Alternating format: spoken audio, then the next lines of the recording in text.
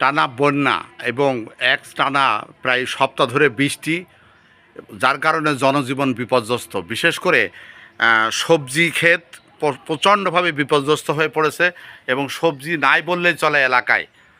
কৃষি খামার গড়ে তুলতে পারলে, অর্থাৎ নিজের বাড়িতে যদি পুষ্টি বাগান এবং কৃষি খামার গড়ে তোলা যায়, তাহলে সেখান থেকে অনেক কৃষকরাই স্বাবলম্বী হচ্ছে এবং এই দুর্দিনে তারা কিন্তু বেশ নিজেদের আর্থিক সফলতা অর্জন করতে পারতেছে, নিজেদের চাহিদা পূরণ করতে পারতেছে।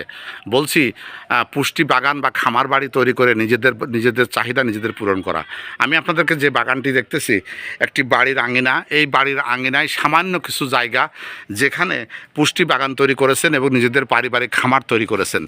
এই কৃষক নিজ উদ্যোগে কিষানির সহযোগিতায় নিজেদের বাড়ির অল্প একটু জায়গায় 8 হাত জায়গায় তেনারা এইভাবে করে মাছের একটা চাঙা তৈরি করেছেন। এই চাঙে সে এখানে দিয়েছেন হচ্ছে পটল চাষ করেছেন এবং এই পটল চাষ করে তিনি নিজে কিন্তু স্বাবলম্বী এবং এখান থেকে নিজের পরিবারের যে চাহিদা সেটা পূরণ করতেছেন এবং সেই সাথে বাজারে বিক্রি করেও নিজের আর্থিক স্বাবলম্বী হচ্ছেন।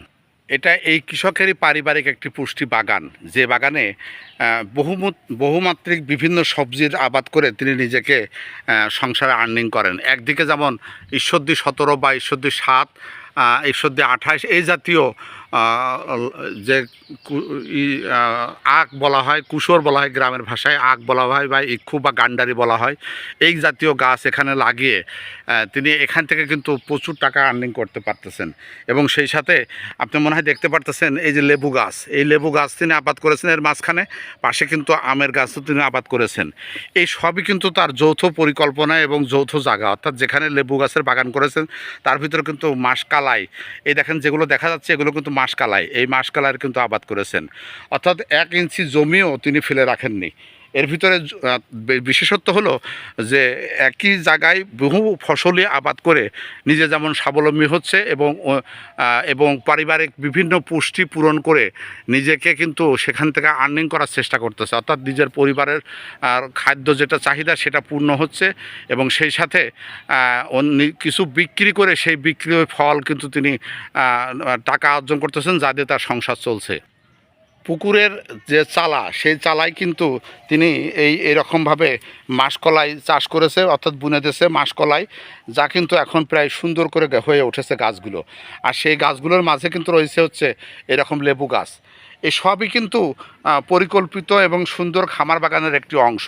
আর পুকুরের চালায় কিন্তু এইভাবে করে আবার সুপারি গাছ লাগানো রয়েছে। একদিকে বড় বড় সুপারি গাছের বাগান যেমন রয়েছে তার পাশে, পরে আবার সেই নতুন করে আবার পাশ দিয়ে আবার ছোটো করে আবার সুপারি গাছের আবাদ করেছে।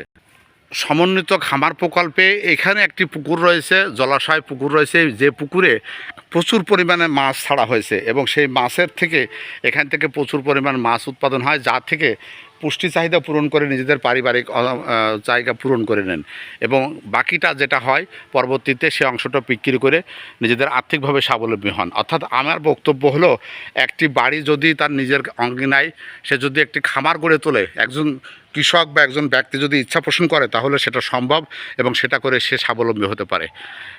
এই ছিল মোটামুটি খামার পরিকল্পনায়, খামার বাড়ি তৈরিতে কৃষকের সদিচ্ছায় একটি খামার তৈরি করা যায়, সেই বিষয়টি আপনাদের তুলে ধরে আপনাদেরকে উদ্বুদ্ধ করাই মূলত আমার এই উদ্দেশ্য। কুষ্টিয়া জেলার খোকসা উপজেলা থেকে আমি হুমায়ুন কবির।